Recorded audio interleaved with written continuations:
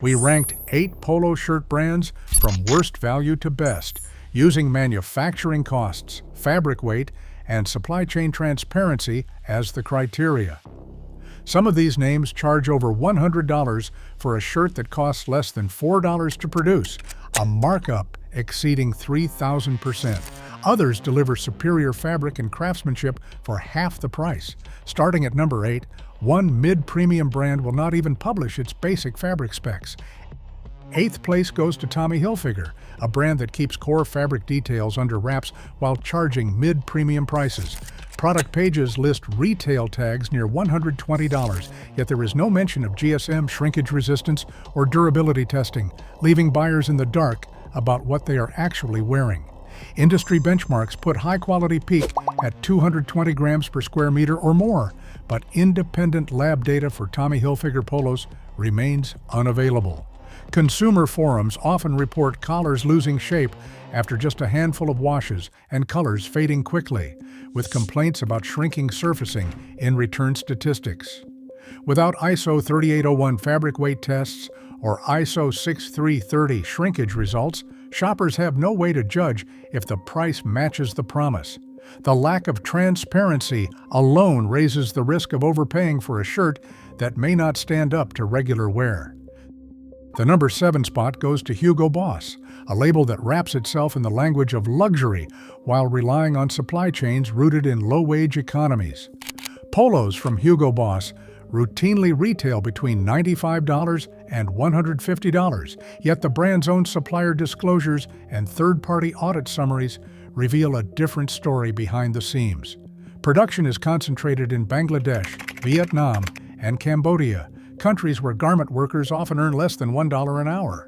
Recent NGO audit reports, including those cited by Fashion Revolution and Verite, have flagged Hugo Boss suppliers for excessive overtime and gaps in wage transparency, raising red flags about labor standards. While the brand participates in formal factory audits, the published summaries stop short of listing individual factory outcomes or remediation steps. For consumers, this means that the premium price tag is less about exceptional fabric or artisanal construction and more about a marketing narrative that obscures the realities of mass production. The disconnect between luxury branding and the documented labor conditions leaves buyers paying top dollar for a product that may share more with fast fashion than with true craftsmanship. Number 6 is Calvin Klein, a brand where licensing fees take center stage over fabric quality. PVH Corporation reported $1.61 billion in licensing revenue for Calvin Klein in 2023, accounting for nearly 45% of its net income. Instead of producing all polos in-house, PVH outsources manufacturing to a web of independent licensees, each paying royalties that typically range from 5 to 10% of wholesale sales. This royalty-driven structure creates a disconnect between the price tag and the actual garment, because licensees are incentivized to maximize volume rather than invest in premium materials or tighter quality controls. The result is a patchwork of factories sourcing from variable mills, with fabric weights and construction standards that can shift from one batch to the next. While the Calvin Klein logo remains consistent, the shirt beneath it may not.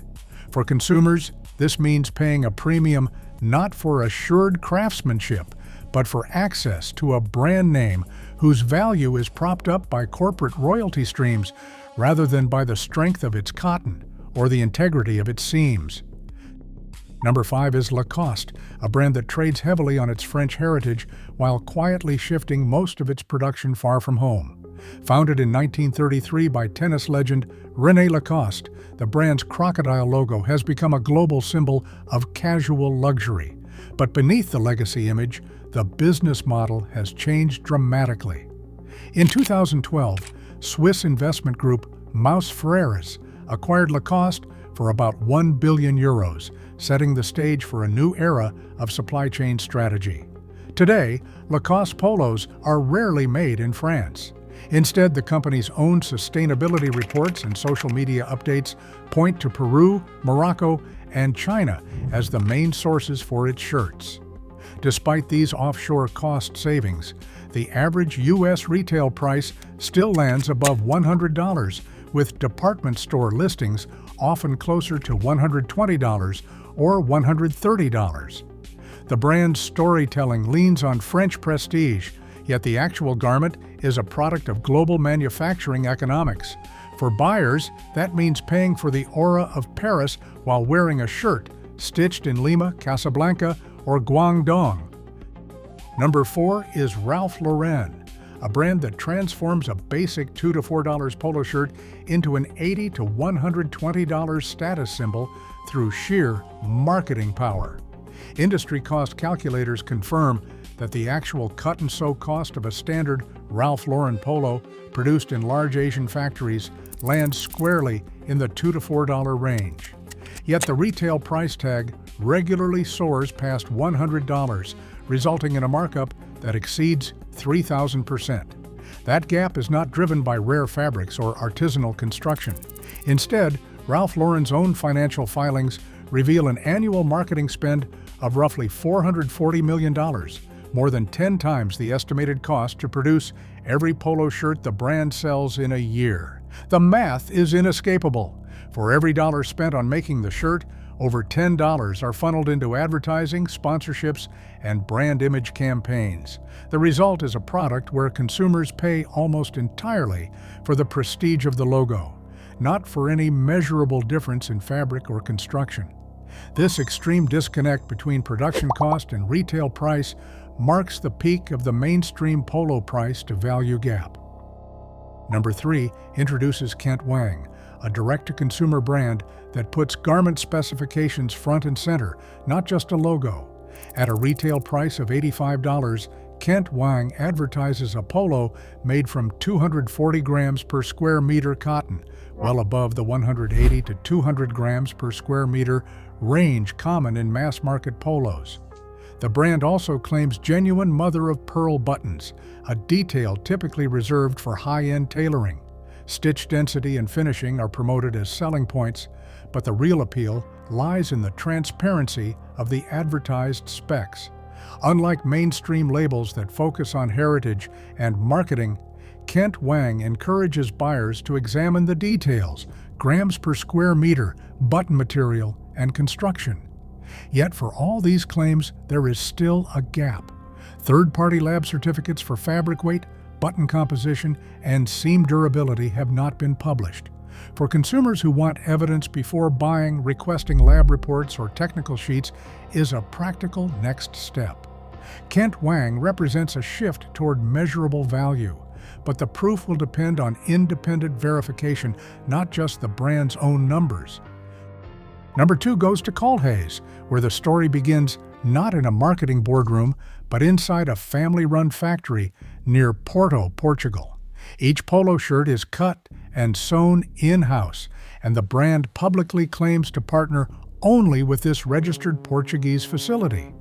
The fabric itself is 100% long-staple cotton, a choice that sets Colhay apart from mass-market labels using generic blends.